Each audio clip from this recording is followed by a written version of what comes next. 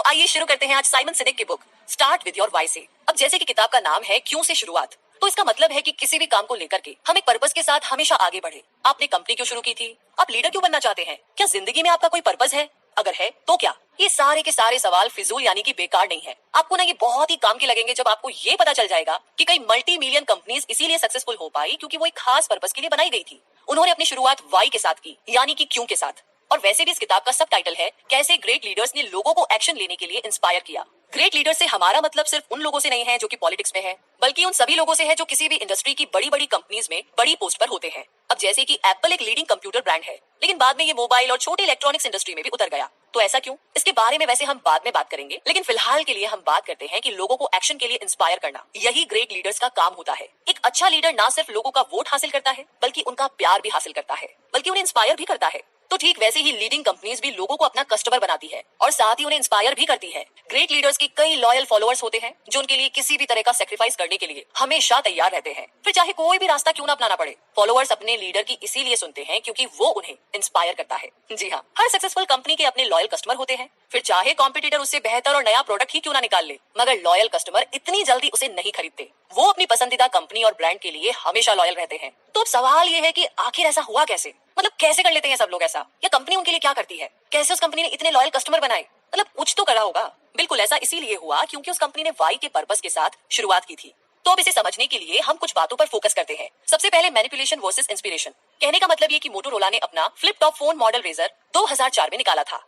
कई Hollywood celebrities और prime minister ने भी ये नया फोन खरीदा, तो मोटोरोला के लिए तो ये बहुत ही बड़ी सक्सेस थी। तो कुल मिलाकर के उन्होंने रेजर के 50 मिलियन यूनिट्स बेचे। हालांकि 4 साल में ही कॉम्पिटिटर्स ने रेजर की नकल वाले कई सारे नए फोन मार्केट में उतार दिए थे, और भी बेहतरीन फीचर्स के साथ। तो मोटोरोला की चमक जो है ना, वो यहाँ पर फीकी पड़ गई। तो अब सवाल ये है कि इतनी सक्सेस पाने के बाद भी ऐसा हुआ, ये तो बहुत बुरा हुआ। तो इसका रीजन ये है कि कंपनी ने इंस्पिरेशन के बदले में मैनिपुलेशन इस्तेमाल किया, तभी इसने अपने सारे के सारे कस्टमर खो दिए। तो इसमें कोई लॉयल्टी वाली बात नहीं थी। मोटोरोला ने नया प्रोडक्ट निकाला, लोगों को पसंद आया तो लोगों ने खरीदा, मगर किसी और ने जब बेहतर प्रोडक्ट बनाया तो कस्टमर उसकी तरफ खिंच गए। अब अगर मोटोरोला ने लॉयल कस्टमर बनाए होते तो वो सिर्फ मोटोरोला के ही प्रोडक्ट को खरीदते। तो मुद्दा मामला ऐसा है कि जो मोटोरोला ने रेजर के साथ में किया वो सिर्फ एक नॉवेल्टी थी, एक तरह का मैनिपुलेशन। मगर लॉयल्टी पाने के लिए कुछ बड़ा सोचना पड़ता है, लोगों को इंस्पायर करना पड़ता है, जो कि इतना आसान नहीं है। जी हाँ, जब आप लोगों को मैनिपुलेट करोगे तो वो बस थोड़े से टाइम के लिए ना आपको फॉलो कर लेंगे। आप भले ही उनसे काम निकलवा लीजिए, मगर उनकी लॉयल्टी हासिल नहीं कर सकते, और कोई भी ग्रेट लीडर ऐसा नहीं करता है। तो जिन तरीकों से किसी को मैनिपुलेट किया जा सकता है वो है डर, प्रेशर, इंस्पिरेशन, प्राइस, प्रमोशन और नॉवेल्टी। तो वोट लेने के लिए कोई भी पॉलिटिशियन डर का सहारा ले सकता है। वो प्रेशर से या पैसे दे करके या झूठे वादे करके अपने लिए जनता का वोट हासिल कर सकता है। तो इसी तरीके से सेल्स इंक्रीज करने के लिए कंपनीज भी अपने प्राइस को ड्रॉप कर लेती है। कुछ कंपनीज प्रोमोज और इंसेंटिव देती है या फिर नया प्रोडक्ट लॉन्च करती है, मगर ये सब एक अच्छे लीडरशिप का एग्जाम्पल नहीं माना जाएगा। जी हाँ, मैनिपुलेशन किसी भी कंपनी या ऑर्गेनाइजेशन को कमजोर ही बनाता है। लोग उन्हें फॉलो तो करते हैं, मगर बस कुछ ही टाइम के लिए। मैनिपुलेशन के लिए काफी पैसा भी खर्च करना पड़ता है, फिर भी ये उतना इफेक्टिव नहीं होता। रेजर फोन कोई इनोवेशन नहीं था, इसीलिए तो मोटोरोला लोगों को इंस्पायर करने में नाकाम रही। Fax machine, microwave oven, light bulb और आईट्यून्स, ये सारी की सारी चीजें इनोवेशन मानी जाएगी, क्योंकि ये सारे वो प्रोडक्ट है जिन्होंने पूरी इंडस्ट्री को चेंज कर दिया। या हम ऐसा भी कह सकते हैं कि इनकी वजह से सोसाइटी की लाइफस्टाइल में एक चेंज आया। तो चलिए, ये तो रही मैनिपुलेशन वर्सेस इंस्पिरेशन की बात, और अब आगे बात करते हैं कुछ अलग सोचने की। क्योंकि 1984 में जब एप्पल कंपनी बनी तब से लेकर आज तक उसका यही मोटो रहा है कि आओ कुछ अलग सोचे। एप्पल ने अपने सभी प्रोडक्ट और एडवर्टाइजिंग में ये बात साबित भी की है, जो कुछ भी कंपनी कहती है और करती है उसके पीछे कुछ हटकर करना, बस यही रीजन है। और यही एप्पल का सबसे स्ट्रॉन्ग पर्पस है, जिसे कंपनी हमेशा लेकर चलती है। वैसे आपको याद होगा कि आईट्यून्स ने म्यूजिक इंडस्ट्री को बदल कर रख दिया था।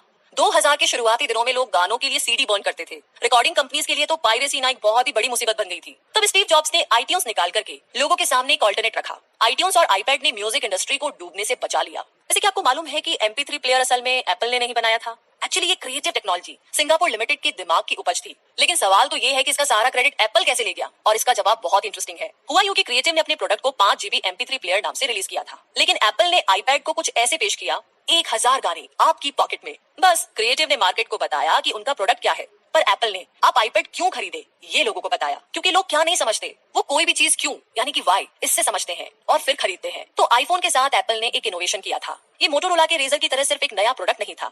आईफोन की वजह से ही स्मार्टफोन का ट्रेंड चल निकला। इसे देखकर के नोकिया, एरिक्सन और मोटोरोला ने भी टच स्क्रीन वाले फोन निकाले। आईफोन के ग्राफिक इंटरफेस और सिंपल डिजाइन ने मोबाइल फोन की इंडस्ट्री को पूरी तरीके से बदल कर रख दिया था। वैसे क्या आपको ये पता है कि साल 2003 में डेल ने अपना खुद का एक MP3 प्लेयर भी निकाला था, मगर ये उतना सक्सेसफुल नहीं हुआ जितनी की कंपनी को उम्मीद थी। और इसका रीजन यही था कि डेल को लोग एक ऐसी कंपनी के रूप में जानते हैं जो कि सिर्फ कंप्यूटर बनाती है। अब ऐसे में उसके मोबाइल या MP3 प्लेयर खरीदना लोगों के तो गले ही नहीं उतरा और कुछ सालों के बाद में डेल ने आखिरकार अपने नए प्रोडक्ट मार्केट से हटा दिए। मगर फिर से दिमाग में एक सवाल कि एप्पल आखिर कैसे कंप्यूटर बनाने वाली कंपनी से मोबाइल और बाकी के गैजेट्स बनाने वाली कंपनी बन गई? और वो इसलिए क्योंकि एप्पल का एक ही मकसद था, कुछ अलग सोचना। और यही वजह है कि जो भी प्रोडक्ट कंपनी बनाती है उन सब के पीछे कुछ अलग करने की सोच ही काम करती है। मतलब उनका वाई करता है, उनका पर्पस करता है। तो एप्पल ने अपनी शुरुआत वाई के साथ की। सबसे पहले तो कंपनी ने एक स्ट्रॉन्ग पर्पस एस्टैब्लिश किया था, जो कि सबसे हटकर सोचना। आज हम एप्पल को वाई के लिए जानते हैं, ना कि वॉट के लिए। जब कंपनी बनी थी तो इसका लीगल नाम एप्पल कंप्यूटर इंक रखा गया था, लेकिन 2007 में कंपनी ने अपना नाम बदल करके सिर्फ एप्पल इंक कर लिया। और ऐसा इसीलिए किया गया क्योंकि कंपनी अब कंप्यूटर के अलावा भी काफी कुछ बनाती है। तो ना सिर्फ कंप्यूटर इंडस्ट्री में बल्कि छोटी इलेक्ट्रॉनिक्स इंडस्ट्री और मोबाइल फोन में भी एप्पल ने अपनी लीडरशिप कायम की। उन्होंने हमेशा अपना पर्पस बनाए रखा, तो इस बात से कोई भी फर्क नहीं पड़ता था कि वो क्या बना रहे हैं। एप्पल ने इनोवेशन करके और दूसरी इंडस्ट्रीज में चेंज लाकर वो कर दिखाया जो HP और डेल कंप्यूटर नहीं कर सके। HP और डेल ने भी एप्पल की तरह बनने की काफी कोशिश की थी, मगर बन नहीं पाए और बस वो कंप्यूटर बनाने तक ही सिमट कर रह गए। तो ये थी अलग सोच के पीछे की कहानी। और अब बात करते हैं गोल्डन सर्कल के बारे में। कहने का मतलब ये कि HP और डेल जैसी कंपनियां वॉट से शुरुआत करती है, दोनों बढ़िया फीचर वाले प्रोडक्ट को लॉन्च करती है, फिर भी उनके इतने लॉयल कस्टमर नहीं है जितने की एप्पल के हैं। वैसे ऐसा नहीं है कि मार्केट में अच्छे कंप्यूटर्स नहीं है, एक से बढ़कर एक बढ़िया कंप्यूटर बढ़िया फीचर्स के साथ मार्केट में मिलते हैं। फिर भी मैक लवर्स सिर्फ एप्पल को सबसे पहले चुनेंगे, क्योंकि जब आप लोगों को बताते हैं कि आपका प्रोडक्ट क्या है तो लोग उसके बढ़िया फीचर्स को एप्रिशिएट करते हैं। मगर जब आप उन्हें अपनी कंपनी का पर्पस समझाते हैं तब जाकर के वो आपके लॉयल कस्टमर बनते हैं। क्योंकि हम इंसानों पर पर्पस, बिलीफ और फीलिंग्स का एक स्ट्रॉन्ग असर पड़ता है, क्योंकि हमारा दिमाग बना ही कुछ इस तरीके से है। जिस बात पर कस्टमर बिलीव करते हैं और अगर आपकी कंपनी भी उसी बात पर बिलीव करती है तो कस्टमर कंपनी के लॉयल हो जाते हैं। और जब कंपनी के एम्प्लॉइज भी उस पर्पस को फील करने लगते हैं तो उन्हें अपने काम में और भी ज्यादा मोटिवेशन मिलती है। तो अगर आपके पास स्ट्रॉन्ग पर्पस है तो यकीनन आप लोगों को इंस्पायर करके उन्हें लीड कर सकते हैं। तब इस बात से कोई फर्क नहीं पड़ता कि आप क्या कर रहे हैं। तो इसे समझने के लिए आप इमेजिन कीजिए एक सर्कल को जिसके सेंटर में वाई लिखा है, यानी कि क्यू लिखा है। ये वाई कंपनी का पर्पस बताता है। और उसके बाद जो अगला लेवल है वो है हाउ, यानी कि कैसे, जिसका मतलब है कि प्रोडक्ट बनाने के लिए कंपनी प्रोसेस और डिसीजन कैसे लेती है। और लास्ट में इमेजिन कीजिए इस सर्कल का जो आउटर लेवल है वहां पर लिखा हुआ है व्हाट, यानी कि क्या, कि वो प्रोडक्ट या सर्विस क्या है जो कंपनी प्रोवाइड कर रही है।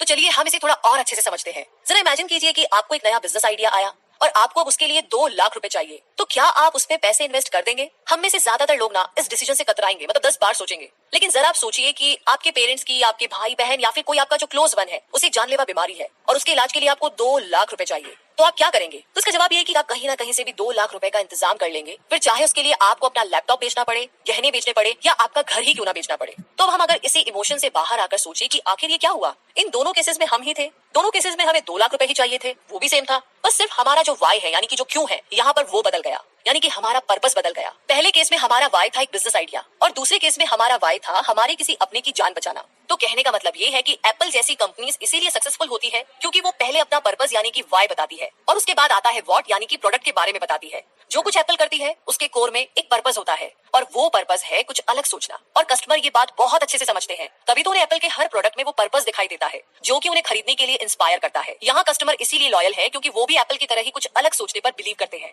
अगर आप लीड करना चाहते हैं तो ये मत सोचिए कि आप लोगों को क्या दे सकते हैं, आप वाई से शुरुआत करें, क्यों से शुरुआत करें, लोगों को अपना पर्पस बताएं। अगर लोग भी उसी पर्पस पर बिलीव करते हैं जो आपका है तो यकीनन वो आपके लॉयल बन जाएंगे, वो आपसे इंस्पायर होकर के आपको फॉलो करने लगेंगे। इस इंपॉर्टेंट कॉन्सेप्ट को हमेशा याद रखिए, इसे गोल्डन सर्कल कहते हैं। इसमें वाई है आपका पर्पस, हाउ है प्रोसेस और व्हाट है आपका प्रोडक्ट।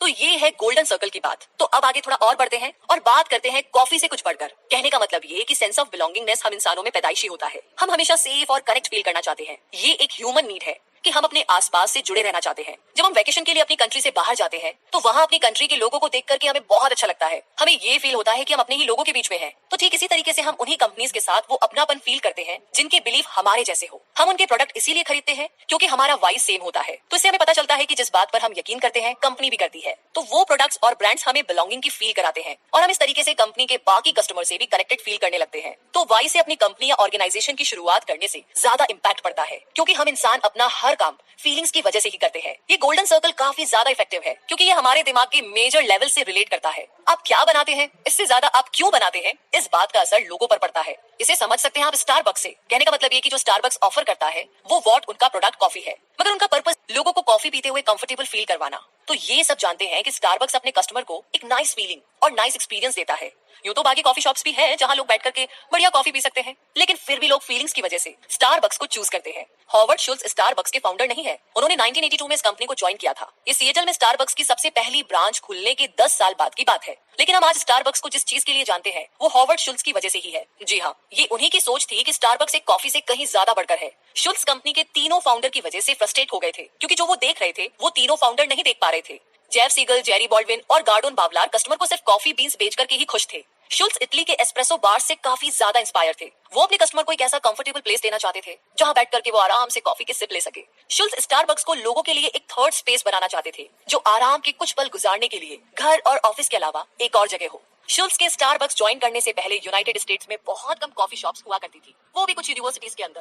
लेकिन स्टारबक्स के आने से यूनाइटेड स्टेट्स में कॉफी पीना एक कल्चर बन गया। इसने एक कॉफी पीने का नया माहौल बना दिया, जहां बैठ करके लोग रिलैक्स कर सकते हैं, किताबें पढ़ सकते हैं, अपने लैपटॉप पर काम कर सकते हैं या फिर दोस्तों के साथ गप्पे मार सकते हैं। और ये सब हॉवर्ड शुल्ट्ज के स्ट्रॉन्ग विजन की वजह से ही पॉसिबल हुआ। उनके पास स्टारबक्स को चलाने का एक पर्पस था। इन 10 सालों में स्टारबक्स के शॉप्स की गिनती 1000 से बढ़कर के 13,000 ब्रांचेस से ऊपर पहुंच गई है। हॉवर्ड शुल्ट्ज एक ग्रेट लीडर है, क्योंकि उन्होंने वाई से शुरू किया। वो स्टारबक्स में एक पर्पस के साथ आए थे। वो लोगों को कंफर्टेबल फील करवाना चाहते थे और लोगों ने एक्चुअली में इस फील को रिलेट भी किया और उनके लॉयल कस्टमर बन गए। बेशक और भी कॉफी शॉप्स होगी जहां पर बढ़िया कॉफी मिलती है, लेकिन स्टारबक्स ने अपनी एक अलग पहचान बना ली है। इसने कॉफी पीने का एक नया कल्चर निकाला जिसे लोगों ने बहुत पसंद किया, और ये इसकी सक्सेस का सीक्रेट है। तो हम कह सकते हैं कि स्टारबक्स ने सोसाइटी बदल दी। जी हाँ, अपने वाई से। और अगला नाम है हार्ले डेविडसन का। कहने का मतलब ये कि आपने क्या कभी किसी आदमी को हार्ले डेविडसन के टैटूज के साथ देखा है? आखिर क्यों कोई किसी कंपनी के लोगो का टैटू अपनी बॉडी में बनवाएगा? क्या लोग अपनी बॉडी पर किसी और कंपनी का भी टैटू बनवाते हैं? एक्चुअली लोग हार्ले डेविडसन का टैटू अपनी बॉडी पर इसलिए बनवाते हैं क्योंकि हार्ले डेविडसन को अपना पर्पस लोगों को समझाना बड़े अच्छे से आता है।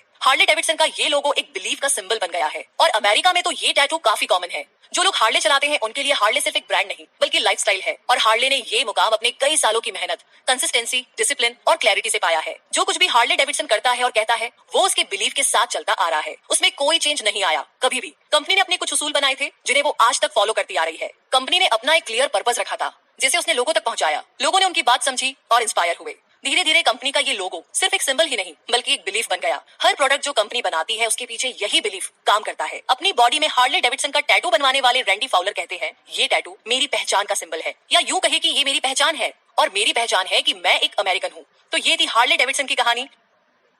और अब आगे जानते हैं डिज्नी के बारे में। वैसे हमें गोल्डन सर्कल के बारे में तो पता है, तो आइए अब बात करते हैं कि जो सीईओ होता है वो कंपनी का लीडर होता है, जिसका काम है कंपनी के लिए एक पर्पस सोचना। सीईओ के नीचे एग्जीक्यूटिव काम करते हैं जिन्हें सीईओ के पर्पस में बिलीव होता है। उन्हें पता है कि इस पर्पस को कैसे रियलिटी में बदला जाए। लीडर्स वाई टाइप के लोग हैं जो कि विजनरीज होते हैं, यानी कि उनका विजन होता है। ये ऑप्टिमिस्टिक होते हैं और इस बात पर बिलीव करते हैं कि जो वो सपने देखते हैं, इमेजिन करते हैं, उन बातों को रियलिटी में बदल सकते हैं।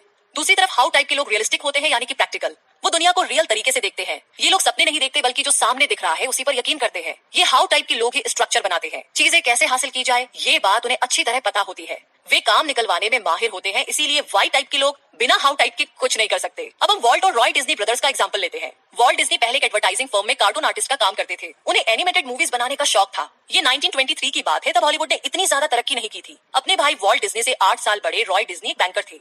रॉय को अपने भाई वॉल्ट के टैलेंट और इमेजिनेशन पर पूरा भरोसा था, मगर वो ये भी जानते थे कि पैसे या बिजनेस के मामले में वॉल्ट बहुत अच्छे नहीं थे। ज्यादातर वाई टाइप के लोगों की तरह वॉल्ट को भी बड़े बड़े रिस्क लेने की आदत थी। वॉल्ट ज्यादातर फ्यूचर के सपनों में खोए रहते थे। तो एक बायोग्राफर ने बताया कि वॉल्ट डिज्नी कार्टून बनाता था और सपने देखता था, मगर रॉय उसकी परछाई में रहकर के एक बड़ा बिजनेस एम्पायर तैयार कर रहा था। रॉय ने फाइनेंस और बिजनेस के अपने टैलेंट को इस्तेमाल किया। रॉय की मदद से ही वॉल्ट अपने सपनों को रियल कर पाया। रॉय डिज्नी ने ब्योना विस्टा कंपनी बनाई जो कि डिज्नी फिल्म्स डिस्ट्रीब्यूट करती थी। रॉय डिज्नी की तरह बहुत से हाउ टाइप्स फंक्शनल और सक्सेसफुल होते हैं, मगर उनका काम दुनिया बदलना नहीं है। वो किसी को भी इंस्पायर नहीं करते। इंस्पायर करते हैं सिर्फ वाई टाइप्स के लोग जैसे कि वॉल्ट डिज्नी। लेकिन हाउ टाइप्स के बिना वाई टाइप्स के लोग कुछ नहीं कर सकते। हाँ, लेकिन अगर दोनों मिल जाए तो उनकी स्ट्रॉन्ग पार्टनरशिप से $1 बिलियन कंपनी खड़ी की जा सकती है। तो ये थी डिज्नी की कहानी। और अब आगे जानते हैं बिल गेट्स के बारे में।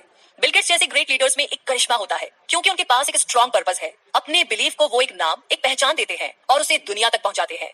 ग्रेट लीडर्स एक विजन लेकर चलते हैं जो कि पर्सनल से कहीं ज्यादा बढ़कर होता है। उनके पास दुनिया के लिए कुछ प्लान, कुछ कॉज होते हैं। उनकी अपनी जिंदगी उसके लिए ज्यादा मायने नहीं रखती है। वैसे बिल गेट्स मानते थे कि किसी भी प्रॉब्लम को सॉल्व करने के 2 तरीके हैं। वो ऑप्टिमिस्टिक थे और वो मानते थे कि अगर ऑब्स्टिकल हटा दिए जाए तो कोई भी इंसान अपनी फुल पोटेंशियल का इस्तेमाल कर सकता है। वे उन्हें इस बात पर भी पूरा यकीन दिलाते थे कि अगर लोगों को यूजफुल टूल्स दिए जाए तो वे सक्सेसफुल बन सकते हैं। इसमें कोई शक नहीं। हर घर में, हर डेस्क में कंप्यूटर हो, बस यही बिल गेट्स का विजन है। और उन्होंने अपना ये विजन माइक्रोसॉफ्ट बना करके पूरा किया। बिल गेट्स ने पावर पॉइंट बनाया, एक्सेल और वर्ड बनाया ताकि लोग अपनी जिंदगी में और भी ज्यादा एफिशिएंट और प्रोडक्टिव बन सके। उन्होंने विंडोज बना करके लोगों की मदद की जिससे वो कुछ एक्स्ट्रा ऑर्डिनरी कर सके। बिल गेट्स के पास एक विजन था कि लोग टेक्नोलॉजी की मदद से अपनी लाइफ में इंप्रूवमेंट ला सके। माइक्रोसॉफ्ट छोड़ने के बाद भी बिल गेट्स अपने विजन को लेकर के हमेशा चलते रहे। उन्होंने अपनी पत्नी के साथ मिलकर के bill and Melinda Gates foundation बनाई और वो अब कोई सॉफ्टवेयर नहीं बनाते, मगर उन्होंने लाखों करोड़ों लोगों को एक उनकी लाइफ इंप्रूव करने की अपॉर्चुनिटी दी। बिल गेट्स मानते थे कि गरीब लोगों को अपॉर्चुनिटी देने से उन्हें खुद को ऊपर उठाने का मौका मिलेगा, उन्हें एम्पावर करने का ये जरिया बन सकता है। बिल गेट्स ने अपना वॉट चेंज किया मगर उनका पर्पस और उनका विजन कभी नहीं बदला। क्या आपको वॉक्सवैगन का मतलब पता है? जर्मन में इसका मतलब होता है लोगों की कार। 70 के टाइम में वॉक्सवैगन हिप्पी कल्चर का सिंबल बन गई थी। कंपनी ने हमेशा ऐसी गाड़ियां बनाई हैं जिसे एवरेज लोग अफोर्ड कर सके। हालांकि 2004 में कंपनी ने एक नई लग्जरी कार फेंटॉन मार्केट में उतारी जिसकी कीमत थी $70,000। ये कार बहुत ही बढ़िया फीचर्स के साथ अवेलेबल थी। इसके कॉम्पिटिटर BMW 7 सीरीज और एस क्लास मर्सिडीज बेंच थी, मगर फेंटॉन सक्सेसफुल नहीं हुई। कार की बस गिनी चुनी यूनिट ही बिकी क्योंकि लोगों को कार ज्यादा पसंद नहीं आई और इसकी वजह ये थी कि ये लग्जरी लोगों की समझ से बिल्कुल परे थी, क्योंकि वॉक्सवैगन ने हमेशा आम आदमी के लिए अफोर्डेबल गाड़ियां ही बनाई थी। मगर होंडा और टोयोटा के पास बेटर आइडिया था। दोनों कंपनीज ने नए ब्रांड की कारें निकाली जो कि उनके लग्जरी प्रोडक्ट्स के साथ मैच करती थी। उनके नए लग्जरी ब्रांड है एक्यूरा और लेक्सिस। और अब आगे बात करते हैं वॉलमार्ट के बारे में। जी हाँ, वॉलमार्ट के फाउंडर सैम वॉल्टन बहुत ही डिप्रेशन में पल करके बड़े हुए, इसीलिए उन्हें हार्डवर्क की वैल्यू पता थी। उन्होंने अरकानसस बेंटाविले में पहला वॉलमार्ट स्टोर खोला। वहाँ ऐसी और भी रिटेल शॉप्स थी जहाँ बहुत सस्ता सामान मिलता था, लेकिन सिर्फ वॉलमार्ट ही टॉप में पहुंचा और वॉलमार्ट कुल $44 बिलियन की एनुअल सेल करता है। लेकिन इसका सीक्रेट सैम वॉल्टन का हार्डवर्क और स्टोर के चीप प्राइस नहीं है। इसका सीक्रेट है वॉल्टन का पर्पस। उनके स्टोर शुरू करने के पीछे एक बहुत ही गहरा कॉज छुपा था, एक ऐसा स्ट्रॉन्ग बिलीफ जिसने उन्हें हमेशा मोटिवेट किया, और वो बिलीफ था सैम का लोगों पर यकीन करना। जी हाँ, वे लोगों का ध्यान रखने में बिलीव करते थे।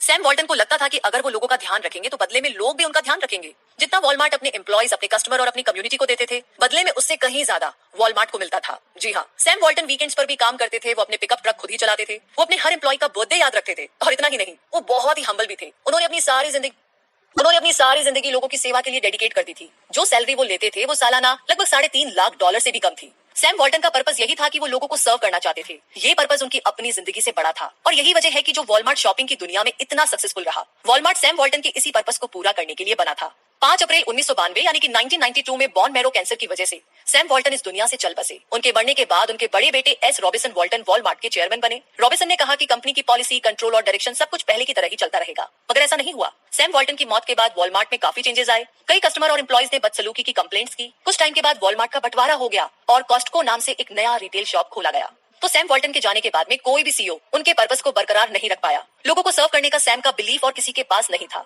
तो रिजल्ट ये रहा कि धीरे धीरे वॉलमार्ट अपनी रेपुटेशन खोता चला गया। 2009 में माइकल टी ड्यूक नए सीईओ बने जिनकी सैलरी ईयरली लगभग $5.5 मिलियन है। तो कहने का मतलब ये है कि स्टीव जॉब्स, बिल गेट्स और सैम वॉल्टन जैसे ग्रेट लीडर्स ने अपने वाई को एक नई पहचान दी। जब जॉब्स ने एप्पल छोड़ा, गेट्स ने माइक्रोसॉफ्ट और वॉल्टन ने वॉलमार्ट, तो इन सभी कंपनीज के कामकाज में गड़बड़ होने लगी, क्योंकि अपने ग्रेट लीडर के बिना कंपनी अपना पर्पस भूल गई थी। सिर्फ ग्रेट क्रेडेंशियल का होना ही जरूरी नहीं है। हर कंपनी के आने वाले सीईओ को अपने ग्रेट लीडर से इंस्पायर होना बहुत जरूरी है। उसे उस बात पर पूरी तरह बिलीव होना चाहिए जिस पर कंपनी के फाउंडर को बिलीव है। अगर ऐसा नहीं होगा तो कंपनी कभी भी अपना पर्पस क्लियर नहीं कर पाएगी और धीरे धीरे उसकी रेपुटेशन भी खो जाएगी। तो लेसन यही है कि किसी भी ऑर्गेनाइजेशन में उसके पर्पस बहुत डीपली रूटेड हो। भले ही कंपनी का फाउंडर रहे या ना रहे, मगर उसका पर्पस हमेशा चलता रहे, तभी वो कंपनी सक्सेस के रास्ते में आगे बढ़ती रहेगी। तो आप समझ गए होंगे कि वाई यानी कि क्यों से शुरुआत करना इतना जरूरी क्यों है। अपने पर्पस के बारे में सोचें, वो क्या हो सकता है, ऐसा क्या है जिस पर आप बिलीव करते हैं। और जब आपको इन सारे सवालों के जवाब मिल जाए तो अपना हाउ प्रोसेस और व्हाट प्रोडक्ट के बारे में सोचना शुरू कीजिए। कैसे आप उसे अचीव कर सकते हैं। अपने विजन को कभी भी आंखों से ओझल ना होने दें।